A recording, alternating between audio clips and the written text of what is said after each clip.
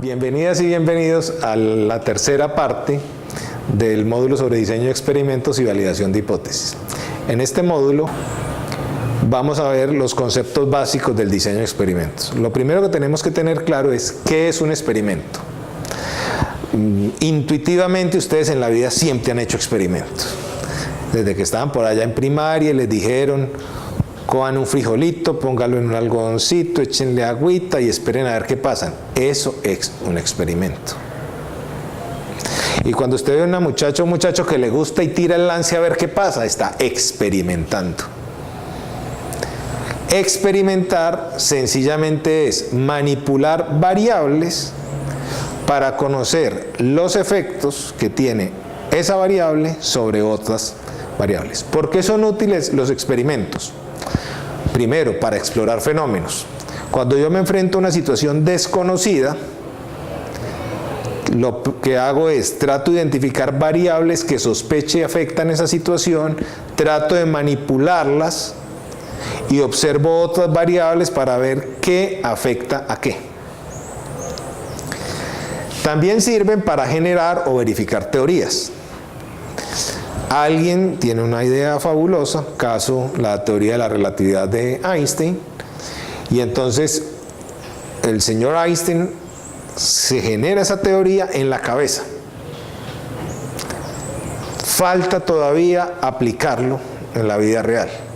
Para eso entonces se necesitan científicos que monten experimentos tratando de observar si lo que predice la teoría efectivamente se cumple cuando se realiza el experimento.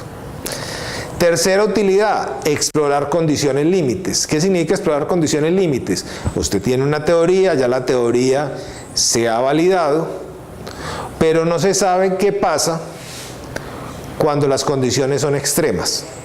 Por ejemplo, sabemos que el agua ebulle a 100 grados centígrados al nivel del mar. Eso ya está probado.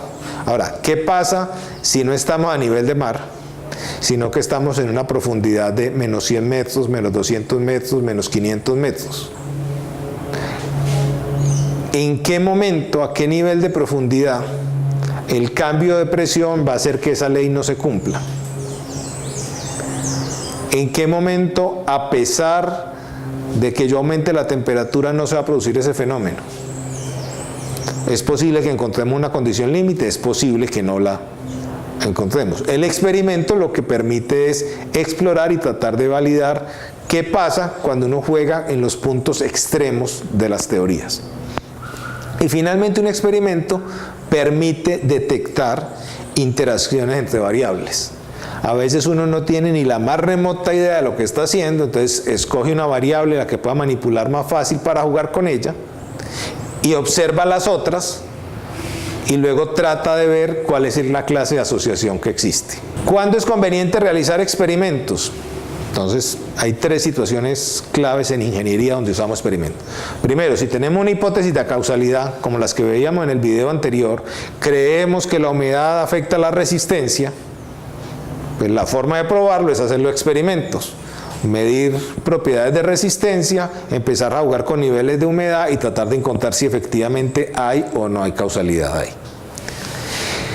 Segunda cosa que debo conocer, si es posible manipular la variable que yo considero que me sirve como explicación del fenómeno.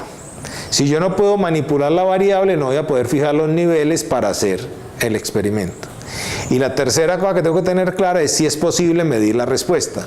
Si yo no puedo medir la respuesta, no puedo hacer nada. Por ejemplo, yo podría tener la hipótesis de que un cambio en la velocidad de la rotación de la Luna va a producir un cambio de temperatura en la Tierra. Ese experimento no es realizable, y no es realizable porque yo no tengo forma de mover la velocidad de la Luna. Como no puedo mover esa variable, no la puedo manipular, no es posible asociar el experimento.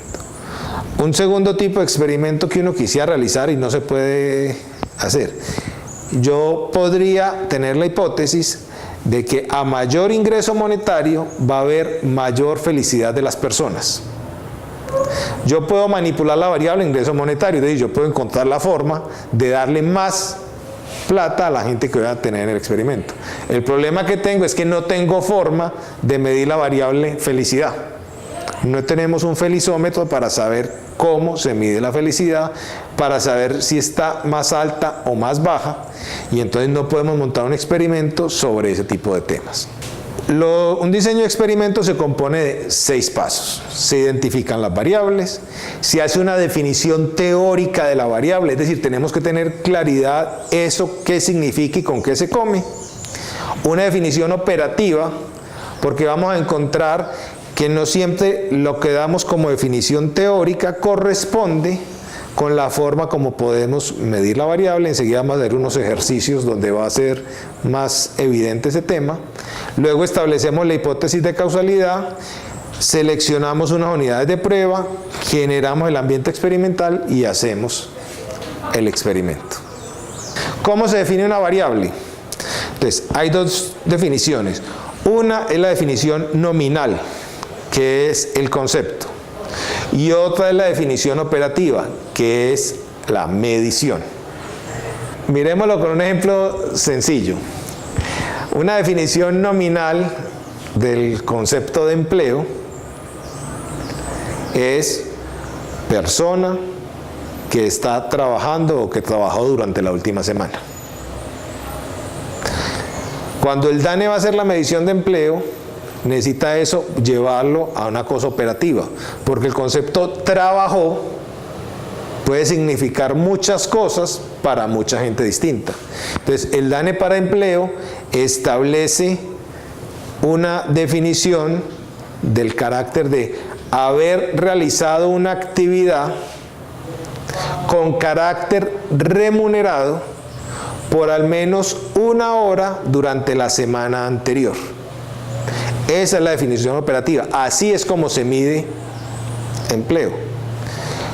Si el DANE llega donde una persona y le pregunta, ¿usted hizo alguna actividad por la que le pagaron la semana pasada? La persona contesta, sí. Enseguida le pregunta, ¿esa actividad duró más de 1 hora? La persona contesta, sí. El DANE inmediatamente dice, esta persona es una persona empleada. Porque la categorización como persona empleada se hace a partir de esa definición operativa. Aquí la discusión no es si me gusta o no me gusta la definición. Lo importante de la definición operativa es que me garantiza que en todos los casos sigo el mismo protocolo para establecer cuándo aplica y cuándo no aplica algo.